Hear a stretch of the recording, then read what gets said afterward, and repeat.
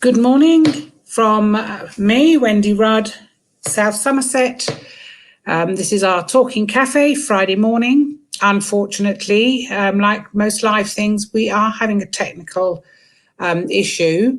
So I'm hoping to welcome our guests very shortly. But in the interim, while Claire Kelly and Susie Wedley are PFSAs who are going to come and talk to you, are trying to connect with us. I will sort of intro everything, and then we'll play a short YouTube clip, which they were going to recommend. We've just sort of altered the programme slightly. The parent family support advisors that can be found in school are coming to you today to talk about anxiety. It's a very complex issue. And essentially, it's the brain thinking there is danger, and it goes into flight and fight. So this YouTube video is a short 6-minute clip that will explain all of that to you, which will probably make the whole presentation a lot more understandable too. So Dave, who is our wingman in the background, will now put up the YouTube video for us. Okay.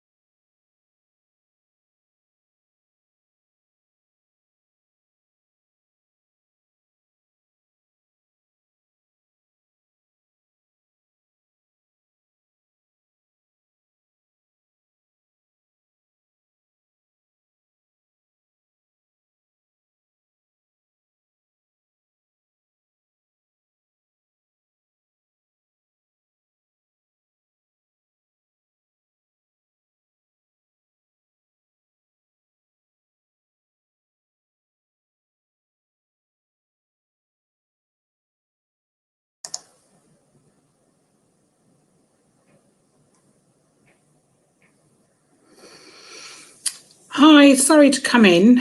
Hoping you can hear me. I'm not getting any sound on this. Is anybody else?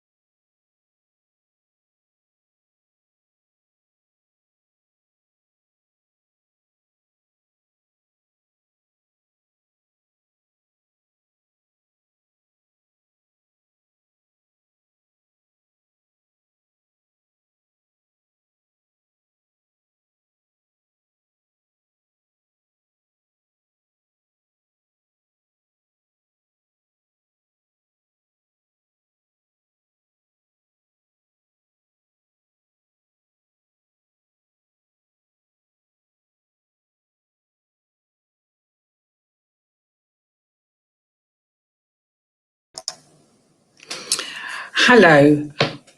I'm back with you. I apologise if some of you weren't getting any sound. Not quite sure sort of what has been happening there. I'm now going to try and introduce to you our guests today. Here goes. Let's welcome Claire Kelly and Susie Wedley. Hello, girls. Can you hear me and can you respond? Hello. Hopefully you can hear us. Yes, you're coming through. I'm glancing over at the comments box, hoping somebody is going to put a comment in there so that I know that we are live and we are being heard. Go. Okay. The link for your YouTube video. So right, our little Dave in the background there has put the link for the video up there, but we've had no response from any outsiders, bar a very early response this morning from somebody saying they need help with their anxiety and stress. Not sure what age, etc., etc. So if we go straight over to Claire and Susie, who will let you know what their job role is, who they help and how they help them. So I'm going to go over to you girls. I will stay in the background should there be any more technical issues. You can do your introductions now. Thank you very much. Thank you much. So hopefully the signal is strong enough for you to hear us. We've had a few technical glitches this morning, which is quite apt given we're talking about anxiety this morning. Our anxiety levels have definitely risen through those difficulties this morning, but putting into practice some of the strategies, and we're here. So my name's Claire Kelly, and I am a parent and family support advisor based at Hewish Episcopi Academy in Langport. I am a mum of 3 girls and of varying ages, so know what it's like to be a parent, and through all the ages. My eldest is 15, so kind of right in the middle of that teenage age at the moment. And I have done the role as parent family support advisor for 12 years. Previous to that, I worked with children in care with very challenging behaviour. So lots of experience with working with young people that have shown anxiety in lots of different ways, because that's going to be our focus for today. So you can... I'm Susie. I'm the Parent and Family Support Advisor for the primary schools that all feed into Hewish. I'm also a mum, but both my boys are grown up. They're nearly 19 and nearly 28, so that's a bit scary. I used to be a teacher, so I'm well aware of how anxious children can be in school and the problems that they have. It's one of the reasons I came into this job, to try and help out that kind of anxiety. And spend a lot of time wishing I knew about this when my kids were younger. So just trying to help families to understand anxiety and help their own children. Okay, so for those of you that don't know what a parent and family support advisor is, it's a very broad role, so it's really hard to define in a sort of succinct way, but basically we work based in schools, so we support families and young people around any issue that is impacting on the child's education. So that can be anything from, obviously we're talking about anxiety today. Anxiety can be a big influencer in how well they engage in school, whether they can even get to school, or whether when they're here they can actually engage in their learning, because maybe they're too worried and too anxious that stops them from being able to access work. So it could be around anxiety. It could be that maybe parents have gone through a separation, or maybe they're not separated but they're having relationship problems and that's affecting the children. It could be that there's been a bereavement. It could be that there's been just some behavioural problems, that maybe have there's some sort of undiagnosed conditions with the children that need exploring. Could be that relationships are broken down between school and home. Could be loads of different things that we get involved in, but basically we're there for the child and the parents as that support to try and make children's engagement in school better. So that's kind of a summary. Do you think that kind of covers it? It's really quite broad. There's no kind of set way. We tend to work with families for a short period of time when problems just start brewing, if you like. So most children will come into school and will access normal school support. If things start to brew and they need a little bit of extra help, that's when we come in. If hopefully then we can stop things from getting worse and people needing some really kind of crisis support, because that would be the next kind of level where other agencies would become involved. Quite a lot of our work, you can just ignore the bell, it's not fire, it's just school, change of classrooms. So yeah, it could be lost my thread of thought now. What was I saying? Could be that I've completely lost. So don't worry. When we move on to the next thing. So yeah, there's just so many different things that we can become involved in. And yeah, so it's pretty broad. The plan is, not set. That's what I was going to say. So it's not set in stone as to kind of, we must do this, we must do that, and we must do the other. It's very much linked in with the parents. So we never do anything that the parents don't want us to do. It's not forced on people. It's very much, we're just there to help. And we don't always know the answers. That was the other thing I was going to say. So a lot of our role is about signposting people to the right place to access the right support, because we cannot be experts in everything. So we have obviously had lots of training and things in certain areas, but if things that we don't know about, we will just point people in the right direction to somebody that does. So that's kind of a bit of an explanation about what our job roles involve. Obviously today our focus is going to be around anxiety, because we know that obviously we've been back at school a couple of weeks now. A lot of people have felt that quite anxious about the return to school, especially in times at the moment with all the kind of COVID-19 situation and all the changes that that's brought, and how that will work and how safe people are. And I know that a lot of families have found that difficult to come back to school, but actually the reality has been almost the opposite effect. Once people have actually got in and seen how it is, a lot of people have felt sort of more relaxed and more calm than they thought they would be. So that's been a bonus. So today we're just going to discuss a little bit about anxiety in general. So taking away the COVID-19 situation, just anxiety in general in schools. Because anxiety is something that you can feel for any situation, but we just recognise that for some children, school can be a big trigger, because there's so many different reasons why. It could be because there are more people in the school, therefore if they're struggling socially, that can be an issue. It could be because of they're a bit of a perfectionist and they're worried about failing or getting things wrong. Maybe they don't like to be in trouble and they just worry that they're going to be in trouble all the time. There can be lots of different reasons why school then kind of makes that anxiety worse. So that's what we're going to kind of focus on today. So anxiety is a really complex issue because it affects different people in different ways. So there's never like a black and white, if you have anxiety, this is what to do. It takes a little bit more exploring than that. But anxiety does all kind of base around the same principle. So basically, when somebody is anxious about something, it's because their brain is telling them that there is a scary situation and that they are in danger, and that the brain is kicking into that fight, flight response, sometimes called fight, flight, freeze. Some people might have heard fight, flight, freeze, flop. There's lots of different ways of describing it, but basically it's the way that the brain responds when you're in a dangerous situation, and it's putting you into survival mode to work your way through that problem.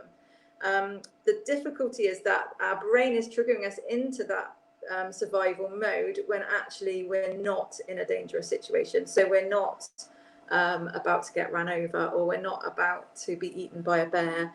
I don't know how many of you saw the video that was played earlier when we were having the kind of technical glitches, but I think the link to that YouTube video has been put in the comments. So if you watch that, it kind of explains a little bit more about what I'm talking about with this kind of fight, flight, freeze thing. So, and if you put into YouTube, flip your lid, quite a lot of different videos come up, so you can just have a little look through.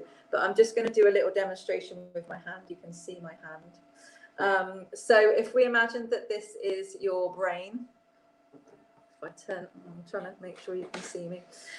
So this is your brain when everything's calm and working nicely together. So if you imagine the top, this bit of your brain is all the kind of where all that complex thinking happens, where you can be problem solving, and you can think logically, and you can empathize with other people, and you can do all of the things that we can do normally when we're calm. That's when our brain is all nice and contained like this. If you imagine this happens, this is what we term the flipping the lid situation. Underneath all that complex sort of part of your brain, you've got your middle brain, which is where the emotions and memory happen.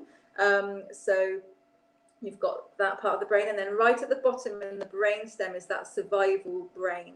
So when we're in danger, what happens is our brain knows or thinks that we're in danger, and it sends a response to flip the lid, switch off this top part of the brain, which is the thinking part of the brain. So it disconnects this part of the brain, it stops it from working.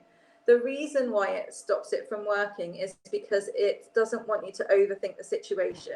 If, like in that video showed a hot cup of coffee, if you touch a hot drink or something that's going to burn you, your brain doesn't want you to kind of spend a long time analysing how hot the cup is, or, you know, can I hold it, can I not? It wants you to react straight away and take your hand away from that cup. It's a protective thing. So what it does is it turns off all of that thinking part of the brain to enable the survival brain to kick in and for you to just react. The same way as if there was a car coming your way, you don't want to be spending lots of time thinking about, is it going, how fast is it going, what colour is the car, should I jump left or should I jump right?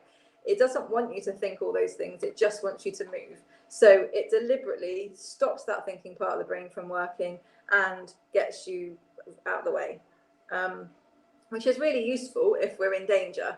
It's not quite so useful if we're not in danger. And this is what tends to happen with anxiety, is your brain, for lots of different complex reasons, starts to overthink situations and starts to put yourself into that mindset of, this is a dangerous situation, even when it's not. So for some children, coming into school becomes that dangerous situation in their minds. They're triggered into fight and flight mode, and all they do is react to either run away from the situation or fight to get themselves out of the situation. And that is the body protecting itself, keeping it safe. So what a lot of our job is to try and help people with anxiety to understand this fight and flight situation is happening, and to kind of try and take it back. So we try and put strategies in place to help people when they are in fight and flight, because if you can imagine, when you're in that fight and flight, that thinking part of the brain's not working. So if Susie, for example, was having a bit of an anxiety attack, she's in that full fight and flight mode. You look really worried there. Going to make you do something in front of the camera. That would put you into fight and flight. So if she was, I could say all the things in the world about reasoning with her about why it's safe and all of this sort of thing, and do lots of talking, but it wouldn't mean anything, because her thinking part of the brain's not switched on at this point. It's just in fight and flight mode. So all I can do is deal with the fact that she's in that fight and flight, try and calm the brain down in order to kind of, we call it taming the brain, so that then that thinking part of the brain can connect back, and then we can talk it through in a more sensible way. But when someone's in that actual fight and flight mode, you can't do any talking. It's the same with any other strong emotion like anger or really severe sadness. You can't talk somebody out of it. Through logic and through kind of problem solving, you have to take it back a step and just deal with the situation. And in that sense, it's very much about calming, making Susie feel safe. So actually saying, you know, it's going to be okay. I can see you're feeling really stressed right now. I can see you're feeling really worried, but it's going to be okay. And just being here, not necessarily saying a lot, but just say, you know, just maybe reminding Susie to breathe, take some deep breaths, and that kind of thing. So I'll talk a little bit more about strategies in a minute, but that is quite an important part with this flip the lid thing, that actually when they're in that moment, all you can do is connect with that emotion and kind of try and reassure, rather than don't problem solve, because they can't, anybody, so this goes for adults or children, if you're in that flip lid mode, no bit of problem solving is going to help. Hoping that's all making sense so far. So just checking my list. I've talked about fight and flight. So yes, look at the YouTube videos. There might be another clip that might be posted in the comments, which is just another way of explaining the same thing.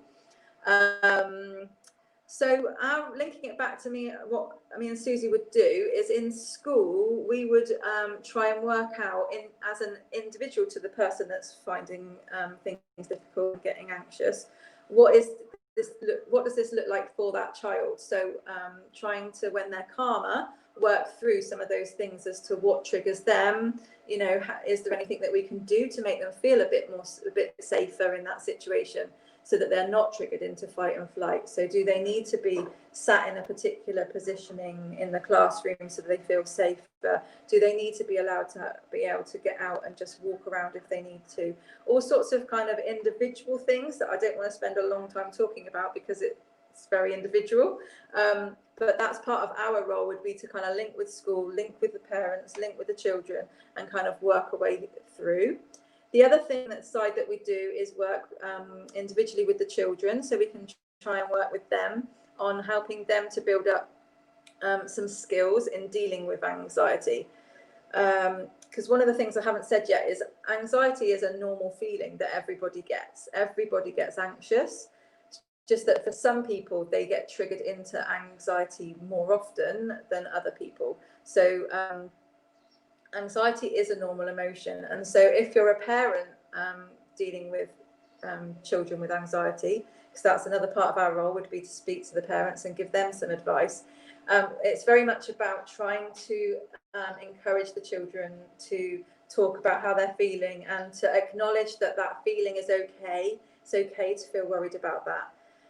What we tend to do, if we don't know, when we're dealing with people with that are worrying or very anxious, is we want them to feel better. So straight away we try and say, oh, don't worry, it's going to be fine, it's okay, that you've got nothing to worry about.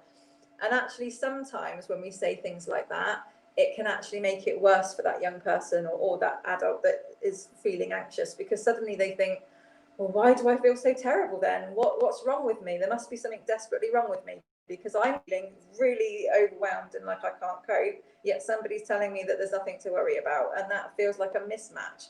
So what we need to do is try and kind of reassure and say that, you know, it's okay, I can see that this is really worrying you at the moment, it's going to be okay. And you know, it's okay to feel anxious about going to school. And putting yourself in their place as well sometimes. So coming back to school after a long break like we've had, with a lot of the children, I was saying, you know, it's absolutely normal, and we're all going to feel that way, including the teachers. And when I've been off for 6 weeks, I find it really hard, and I get like that funny tummy feeling and dry mouth and feel a little bit icky and stuff like that. And it's just normal. And as soon as the children realise that actually this is a completely normal thing to do, and sometimes you just have to work your way through it, that can help a lot as well. Yeah, definitely. Thank you. Yeah, so being able to empathise with that feeling is a really strong way of connecting. So it's just about remembering to not then jumping into that problem solving unless they've got a lot calmer and they're kind of feeling a bit, you know that they're not in that flip the lid mode. Then you can kind of look at the more problem solving things that you could put in place and maybe talk to school. I didn't say earlier that so we're connected to the Langport area, but every school has a parent family support advisor. So if you did want some support for your children, you can just contact via the school to access your parent family support advisor and talk to them about how to do that, because each school is slightly different. So yeah, we've talked about that sort of fight and flight response. We've talked about how that works with sort of empathizing. So in terms of strategies, again, it's about helping them to understand what's going on. So what does it look like when we're in survival mode? What does fight and flight look like? It normally looks like sweaty palms, heart kind of starts to race faster, breathing gets deeper, we feel sick, we have that butterfly feeling in our tummy, maybe we need to run to the toilet every 5 minutes. Why? What's that about? So kind of explaining to them that actually all of those physiological things that are happening, all those things that are happening in their body are related to the fight and flight thing that's going on. What's happening is your body is preparing to fight its way out of a situation or run away from the situation because it thinks it's in danger. So a lot of the time, once young people and children understand what's happening, they automatically feel slightly calmer about it because they realise, oh, I'm not really ill, I haven't got anything really wrong with me. It's just that normal feeling, and that everybody gets it. It's just at the moment I'm getting it more than most people. And actually, once they know what that feeling is and why they're getting it, it can be easier to manage. So in terms of then moving on to the strategies, the main strategy, and people find this really difficult to process because it's so simple, but it is about breathing. And breathing, obviously we breathe all the time, but actually breathing with purpose. So when you're in that fight-flight mode, it's really important to try and link into what's called like the vagus nerve, runs through your body and links into all of your organs, and it needs to be sort of brought down and kind of brought it back into calm.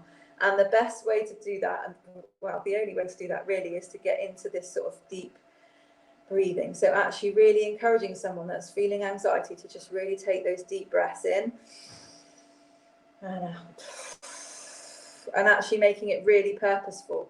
And what a lot of children will say to me is, but I can't breathe, because they're feeling really overwhelmed and like they can't get that deep breath. And it's just, again, just sitting with them and reassuring them you can breathe. And again, it's kind of individual as to how you can kind of work around breathing. But if you look up breathing exercises, there are lots of different breathing exercises, but a couple that I can just think of off the top of my head for younger children, sometimes imagining they get a hot chocolate and that they're smelling in the hot chocolate smell, and then they're blowing to cool it down. Breathing it in and cooling it down. So that can work sometimes for some of the younger children or some of the older sometimes. Or I say, look, find a rectangle in the room and breathe in, like follow it with your eyes along the short side, in through your nose, and then slowly out along the long side. Because most rooms have a rectangle. I've not found a room yet that hasn't got a rectangle in it. So that works really well.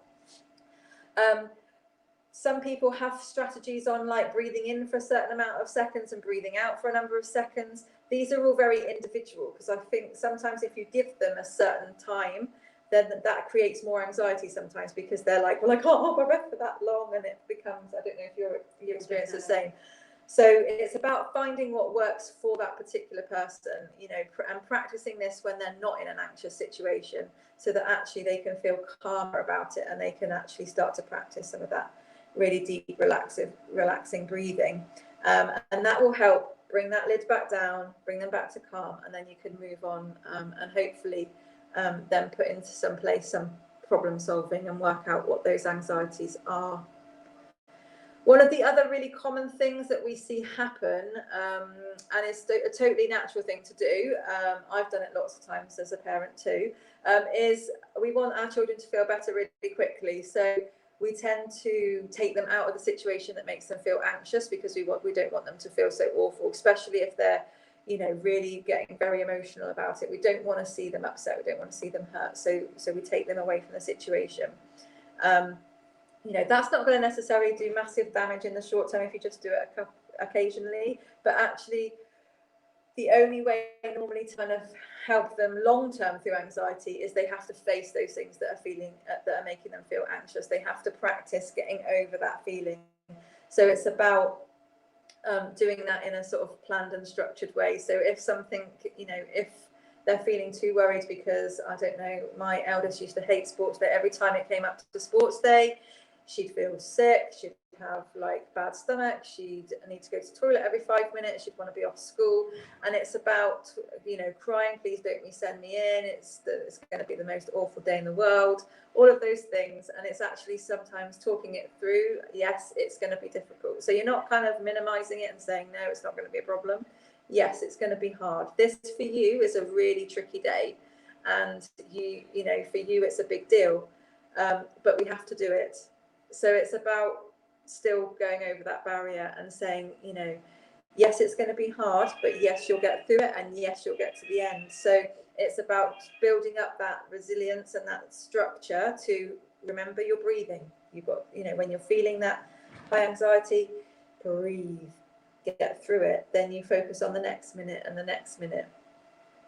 Distraction can be a really good strategy as well to get them to do. So some sort of mindfulness things, like looking around the room and spotting, like count how many things that are orange in the room, count how many circles can you spot in the room. Things like that can just help as a distraction to stop the brain overthinking at the same time as them breathing. Just helps to kind of gather themselves to then be able to move on with the next thing.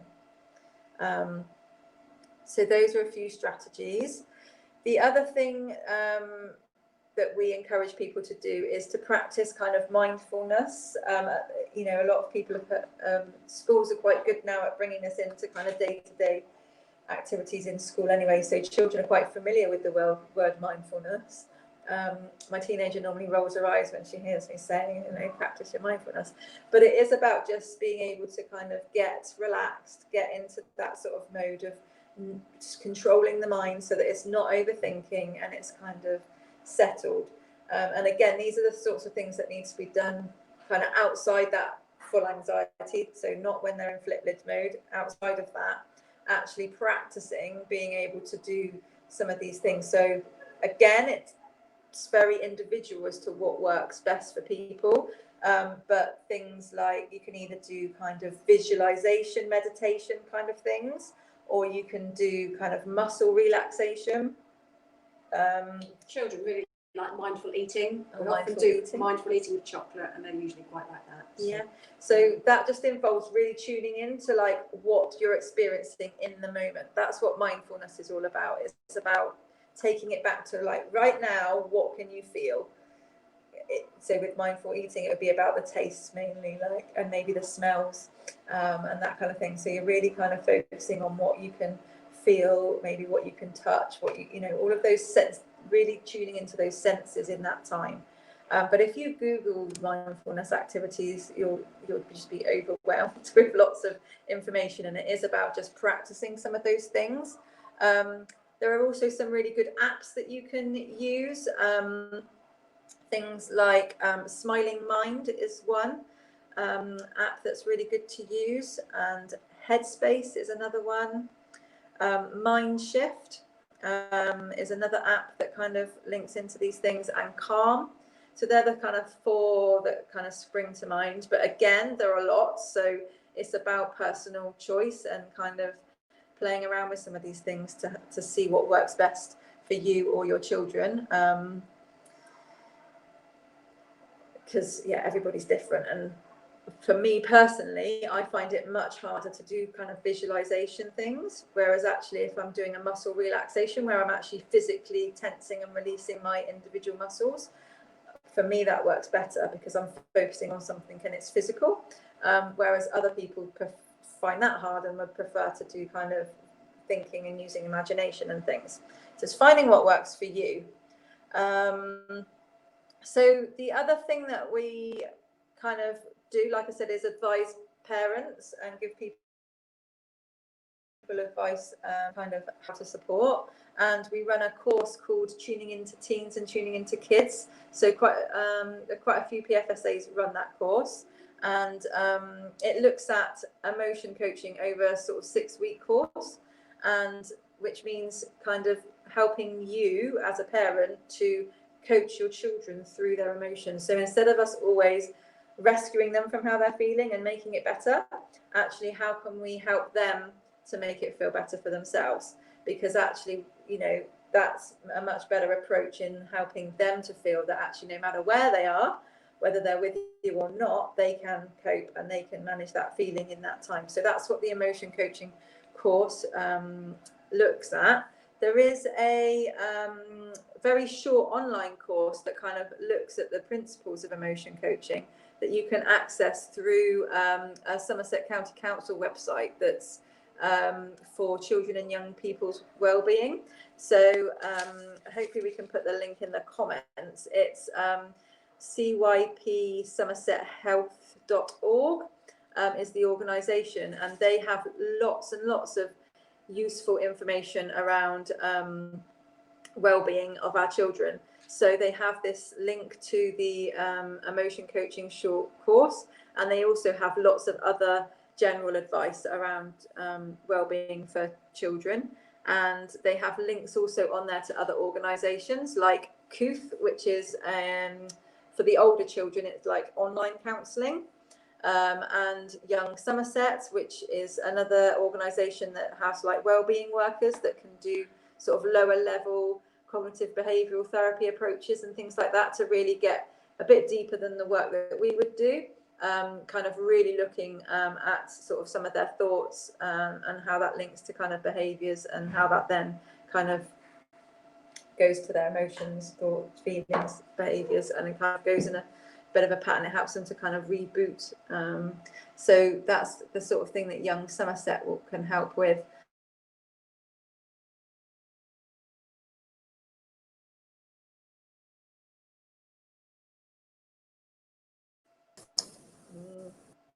think I lost a signal there. You almost did. We might have a time for some questions if people have any.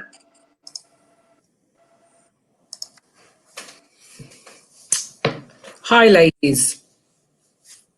Hello. That was really interesting.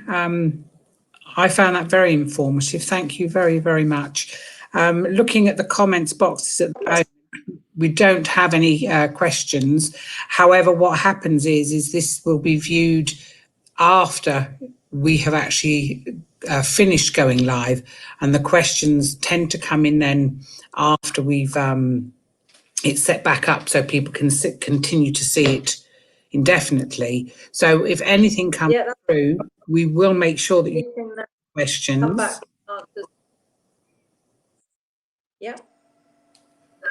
That's perfect. So yes, we're happy to kind of feedback to you if you want to the questions to me as they come up, and we can make sure we can try and answer them for you. And so the very sort of basic question, I guess, if somebody's tuned in halfway through, would be the easiest answered one is about contacting you. If you could just say, sort of, regardless of where you are, how would a parent get hold of you to say, I think I might need help?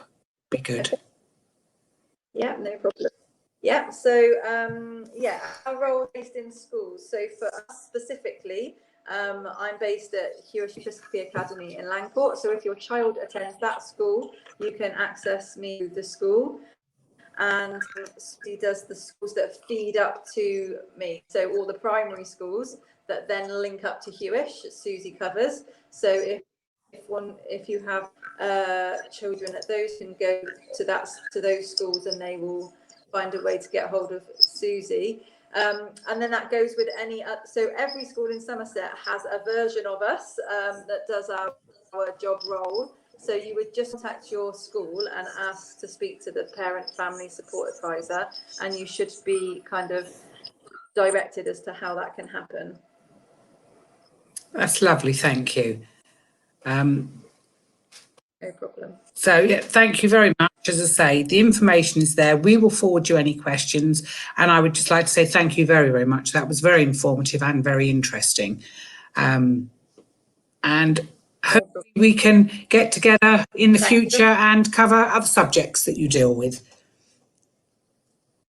Yeah, thank you very much. Bye-bye. Hi, so almost time to wrap up today's broadcast.